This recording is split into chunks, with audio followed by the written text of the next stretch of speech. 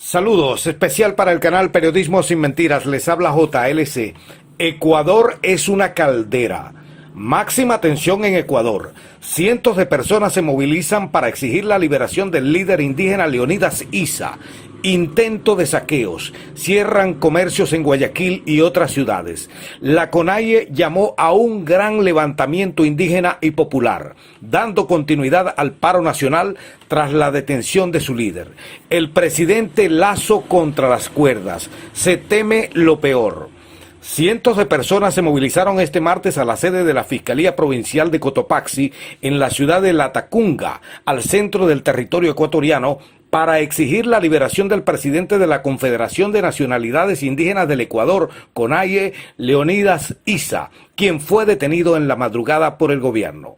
¿Creen ustedes que es legal esta detención o el gobierno ecuatoriano tiene miedo que se encienda el país? La CONAIE informó que en la movilización participan integrantes de diferentes organizaciones, entre ellas el Movimiento Indígena Campesino de Cotopaxi, que presidió Issa hasta el año pasado.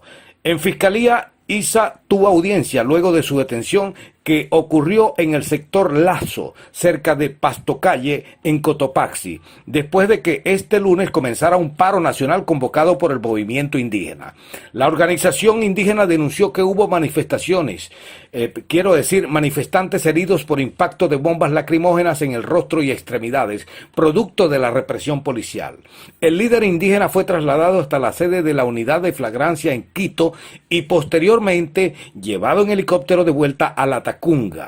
El Ministerio del Interior emitió un comunicado en el que mencionó que luego de la detención del líder, el responsable del operativo elaboró el parte en la madrugada y lo entregó personalmente en la Fiscalía a primera hora del pasado martes.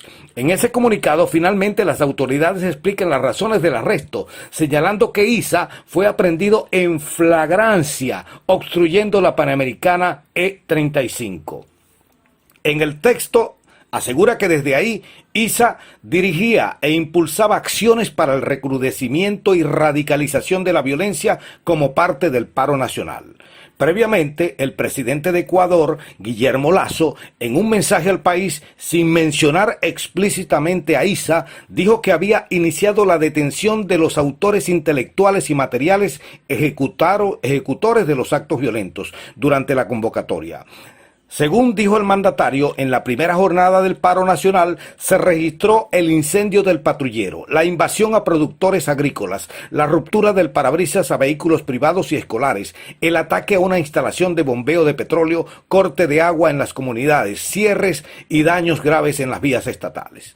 Un habeas corpus. La organización indígena sostiene que la detención del titular de la CONAIE es ilegal y arbitraria. De igual manera, la Alianza por los Derechos Humanos de Ecuador dice que en ese acto constituye una nueva acción estatal de criminalización y persecución del derecho a la protesta social y movilización.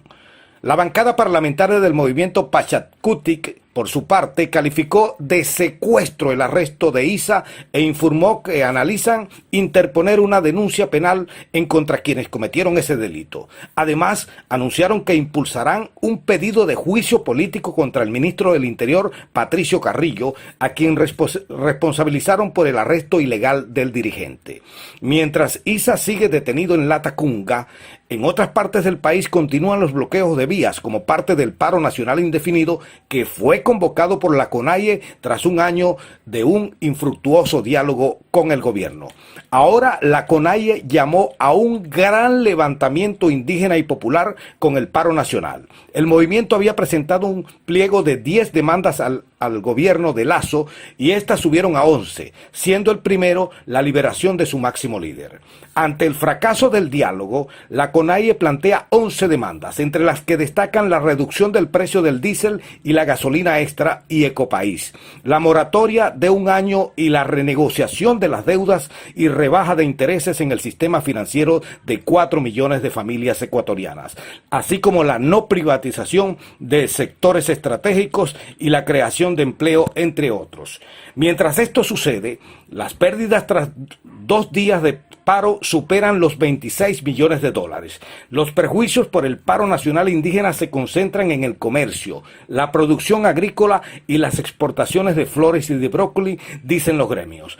Cada día de manifestaciones y bloqueo de vías y carreteras le cuesta al sector productivo cerca de 3.2 millones de dólares, según Felipe Rivadeneira, presidente de la Federación Ecuatoriana de Exportadores. Especial para el